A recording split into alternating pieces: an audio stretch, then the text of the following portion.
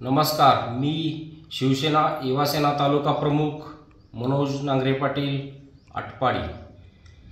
आटपाडी तालुक्यातील करगणी येथील एका 10वी मध्ये शिक्षण घेणाऱ्या मुलीच्या काही तरुणांनी सातत्याने होणारा त्रास, लैंगिक अत्याचार, व्हिडिओ व्हायरल करणे, धमकीमुळे गळफास घेऊन आत्महत्या केली।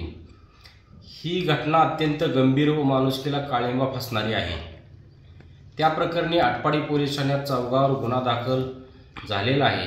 ही घटना घडल्यानंतर अधिवेशन विधानसभा सभागृहामध्ये खानापूर आटपाडी विधानसभा मतदारसंघाचे लोकप्रिय आमदार सुहास भैया बाबर यांनी हा विषय मांडून सभागृहाचे लक्ष वेधले व पीडित मुलीच्या व तिच्या नातेवाईकांना न्याय देण्याची व दोषीवर कडक कारवाई करण्याची मागणी केली। त्यासाठी करगणीतील व मृत्यू मुलीच्या घटनेतील अनुषंगाने आरोपीच्या बाजूने पोलीस अधिकाऱ्यांना कोणी कॉल केले आहेत का, पोलिसांवर कोणाचा दबाव आहे का, याचा उलगडा झाला पाहिजे।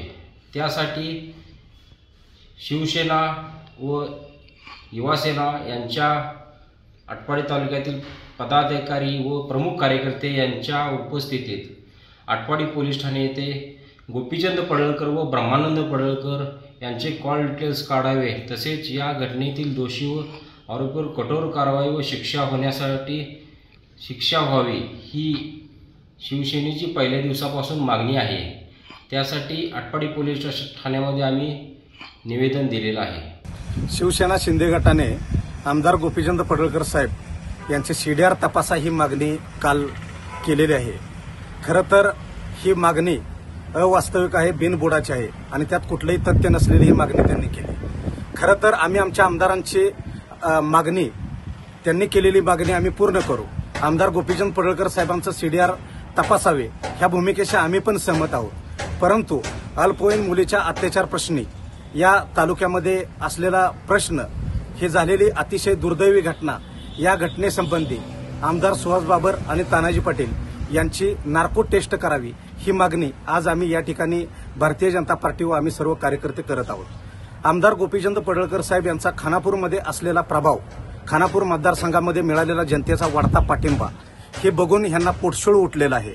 खरं तर कुठलेही तथ्य नसताना एका महाराष्ट्र राज्याच्या एका नेत्याचं बदनामी करणं, त्यांची बदनामी करून आपल्याला काहीतरी प्रसिद्धी मिळते का हे बघण्यासाठी यांनी खरं तर ह्या दुर्दैवी घटनेचा वापर करण्याचं कट कारस्थान या ठिकाणी शिवसेना शिंदे गटानं केलेलं आहे। खरं तर त्यांचा मी या निमित्तानं निषेध करतो।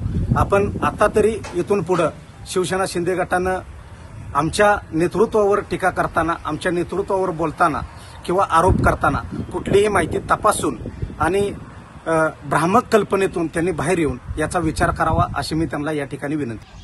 सायली महादेव सरगर हिचा मृत्यू होऊन गेले 15 ते 20 दिवस झाले, पण चांगला प्रतिसाद मिळावा आणि पोलिसांकडून चांगली चौकशी व्हावी यासाठी आम्ही खूप प्रयत्न केले, रास्ता रोको केला, करगणी गाव कडकडीत बंद ठेवलं, पण आता अजून चांगला प्रतिसाद मिळावा आणि गुन्हेगारांना चांगली शिक्षा कठोरात कठोर व्हावी यासाठी आटपाडी कडकडीत बंद ठेवण्याचा निर्णय सर्व भाजपवाल्यांनी घेतलेला आहे आणि 100% आटपाडी कडकडीत बंद राहणार आहे। 25/7/2025 म्हणजे शुक्रवारी, म्हणजे पुढे घटना अशी घडू नये यासाठी आरोपींना कठोरात कठोर शिक्षा व्हावी।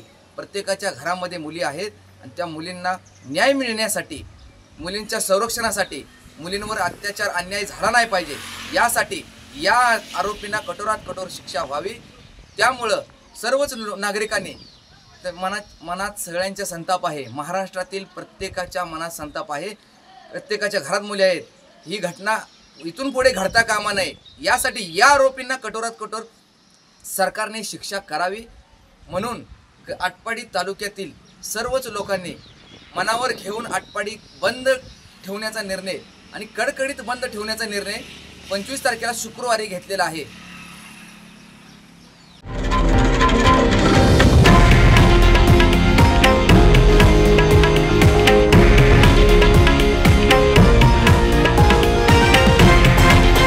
हे आहे देशातील नंबर 1 न्यूज नेटवर्क आणि आपण पाहत आहात TV9 मराठी, एकमेव।